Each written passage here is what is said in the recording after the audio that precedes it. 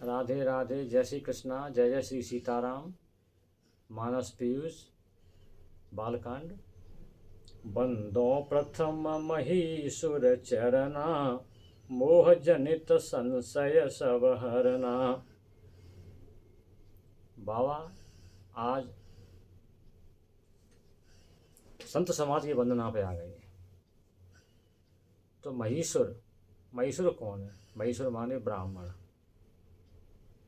बाबा संत समाज में सबसे पहले ब्राह्मणों की वंदना कर रहे हैं। बंदो प्रथम महीसुर चरण। तो बाबा ने प्रथम शब्द का उपयोग क्यों किया?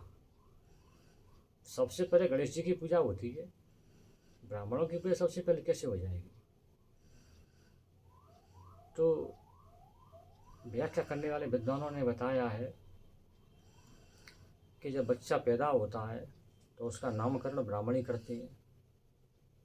ब्राह्मणी उसके पूरे मुहूर्त पूरे करवाते हैं। गणेश जी की पूजा उसके घर वालों पर, बच्चे पर ब्राह्मणी करवाते हैं। तो ब्राह्मण ही गणेश जी से मिलाते हैं, गणेश जी की तरफ ब्राह्मण ही ले जाते हैं, इसलिए ब्राह्मण प्रथम पूज्य है। इसके अलावा पृथ्वी पर सब वर्णों में सबसे बड़ा वर्ण ब्राह्मण है। ये हम नहीं कह रहे, हम ब्राह्मण इसलिए नहीं कह रहे, ये भगवान कृष्ण ने कहा है, गीता में कहा है, श्रीमद् भागवत महापुराण में कहा है कि ब्राह्मण मेरा मुख है, मेरा मुंह है ब्राह्मण। सबसे ज़्यादा पूजनीय मिले ब्राह्मण है। भगवान कृष्ण के वचन है ये, मेरे वचन नहीं है, मैंने बनावटी नहीं कह रहा हूँ, मैं जो पढ़ा है वो कह रहा हूँ। भगवान कृष्ण कहते हैं मैं डरता हूँ तो ब्राह्मणों से डरता हूँ कि ब्राह्मण मुझे श्राप नहीं दे रहे, मैं ब्राह्मणों की सेवा करता हूँ। ब्राह्मण मेरे प्रथम पूज्य है।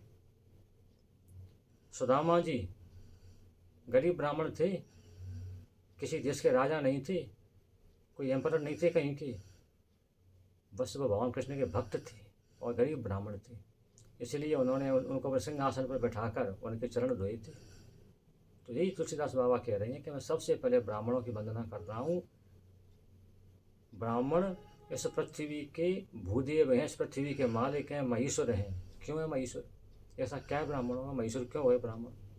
क्या पृथ्वी के पूरी पृथ्वी के मालिक है ब्राह्मण? इसका भी लॉजिक है। इसका लॉजिक क्या है बताता हूँ मैं आपको। स्कंद पुराण के प्रवास खंड में एक कथा आई है कि एक बार समुद्र ने देवताओं के किसी कार्य के लिए ब्राह्मणों के साथ छल कर दिया, कोई कपट कर दिया। तो ब्राह्मणों को गुस्सा आया, बुरा लगा। तो ब्राह्मणों ने समुद्र को श्राप दे दिया कि तुम अस्पृश्य माने अछूत हो जाओगे। तो समुद्र को बड़ी गिलानी हुई, समुद्र उस गिलानी में सुख नहीं लगा। तो ब्रह्मा जी आए, ब्रह्मा जी ने ब्राह्मणों को समझाया कि विप्रदेव इतनी गुस्सा मत करो, समुद्र को मत सुखाओ, समुद्र को बना रहने दो। समुद्र को क्यों बना रहने दो? इसके पीछे भी लॉजिक है। अगर आज समुद्र नहीं होता तो इस पूरी दुनिया में बेतहाशा महंगाई होती। ये पूरी दुनिया जो पृथ्वी वासी हैं भूखे मर रहे होते। क्यों? सबसे ज़्यादा व्यापार समुद्री मार्ग से होता है। हर देश से आप रेलवे लाइन नहीं डाल सकते, सड़क नहीं बना सकते, समुद्र भरा हुआ है बीच में, नहीं ला सकते। समुद्र नहीं भरा होता, अगर जगह भी होती सूखी, तो आप रेलगाड़ियाँ कितनी लंबी गाड़ी चलाते, कितने डिब्बे लगाते उसमें, कितने बड़े प्लेटफार्म बनाते। नहीं, इतना व्यापार नहीं हो सकता था। फ्लाइट से आप लाओगे तो फ्लाइट में आप लाखों बैरल तेल भर के ला सकते हो, लाखों टन गेहूँ भर के ला सकते हो, नहीं ला सकते, क्योंकि लिमिटेशन है। समुद्र में सड़क नहीं बनानी है, कोई रास्ता नहीं, रास्ता बना भगवान ने बना के तैयार रख दिया है। जो लाखों बैरल तेल आता है, टैंकरों भर भर के आ रहा है, इस समय एलपीजी गैस आ रही है, समुद्री मार्ग से आ रही है। सबसे बड़े व्यापार का साधन समुद्र मार्ग है, इसलिए समुद्र को ब्रह्मा जी ने सुखने से मना करे, महाराज समुद्र को मत सुखाओ ब्राह्मण देवता, समुद्र बिना दुनिया भूखी मर जाएगी। तो ब्राह्मणों ने उनकी बात मान ली, उनकी बात रख ली, ठीक है, आपके कहने से हम समुद्र को ये वरदान दिए देते हैं, ये सूखे नहीं, आत्मग्लानि नहीं करे। कि जब पर्व होंगे, जैसे संक्रांति है और सोमवती अमावस्या आती है और पर्व आते हैं, तो उन पर्वों पे समुद्र में स्नान करना शुभ रहेगा। जहाँ समुद्र में नदियाँ मिली हैं, जैसे गंगा सागर है, वहाँ समुद्र में गंगा जी जाके मिली हैं, तो जो संधि स्थल हैं नदियों के और समुद्र के, वहाँ पर स्नान करेगा तो वो पर्व वो सब शुभ माना जाएगा। कोई तीर्थों में जाएगा, जैसे सेतुबंध रामेश्वरम में जाती हैं, तो रामेश्वरम में समुद्र में स्नान करना शुभ माना जाता है। ऐसी जगह पर समुद्र में स्नान करेगा तो उसको पुण्य प्राप्त होगा और शुभ रहेगा। वहाँ समुद्र स्पर्श नहीं है, और बाकी जगहों पर समुद्र में नहाना अस्पर्श, बम्बई में नहाया हो तो कोई मतलब नहीं है। क्या मतलब, बम्बई तीर्थ थोड़ी है। तो ऐसी जगह पर समुद्र में नहाना स्नान करना शुभ है, वहाँ समुद्र अछूत नहीं है, वहाँ समुद्र शुभ है। ये वरदान दिया। इसके बदले में जब ब्रह्मा जी की बात उन्होंने ब्राह्मणों ने मान ली, तब ब्रह्मा जी ने खुश होकर ब्राह्मणों को क्या वरदान दिया कि आज से तुम महेश्वर माने जाओगे, भूदेव माने जाओगे, इस पृथ्वी के मालिक माने जाओगे। तो ब्रह्मा जी के वरदान से ब्राह्मण महेश्वर माने गए हैं, भूदेव माने गए हैं। पूरी पृथ्वी के मालिक कौन है? महेश्वर कौन है? ब्राह्मण। तो इसलिए बाबा तुलसीदास जी ने महेश्वर ब्राह्मणों की वंदना सबसे पहले की है।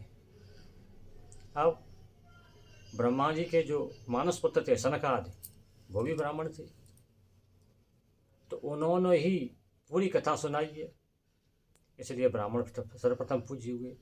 अब दूसरा चैप्टर आया कि मोह जनित संशय सब हरना। हे ब्राह्मण देव, मैं ये रामचरितमानस लिख रहा हूँ, ये लोगों का मोह, संशय, भ्रम दूर करने वाला हो। किसी के मन में कोई संशय नहीं हो, भ्रम नहीं हो, मोह नहीं हो, किसी प्रकार की कोई शंका नहीं हो, ऐसा लिख जाए जी। और ये कथा तुम ही सुनाओगे, ब्राह्मण ही कथा सुनाते हैं, तो आपका ही ये कर्तव्य है कि सुनने वालों की शंकाओं का समाधान आप ही करें। आपको ही करना है कि आप व्यास गद्दी पर बैठे कथा सुनाएंगे तो लोगों के मन में शंका आएगी, कोई प्रश्न करेंगे, उसका उत्तर आपको ही देना है, ब्राह्मण देवता। इसलिए मेरे इस ग्रंथ को, रामचरितमानस को, आप ऐसी व्याख्या करना, इसको ऐसा लिखवा दो महाराज कृपा करके कि किसी के मन में किसी प्रकार का कोई मोह, शंका किसी प्रकार की नहीं रहे। ये कह के बाबा जो वर्तमान ब्राह्मण पीढ़ी है उसको भी ये दिशा निर्देश दे रहे हैं कि हे ब्राह्मणों, शास्त्रों को पढ़ो, शास्त्रों का अध्ययन करो, रामचरितमानस पढ़ो, श्रीमद् भागवत महापुराण पढ़ो, जिससे कि तुम और लोगों को इनके बारे में बता सको, समझा सको। इसलिए बाबा ने महेश्वर की वंदना की है। राधे राधे, जय श्री कृष्णा, जय जय श्री सीताराम। जय श्री कृष्णा, राधे राधे।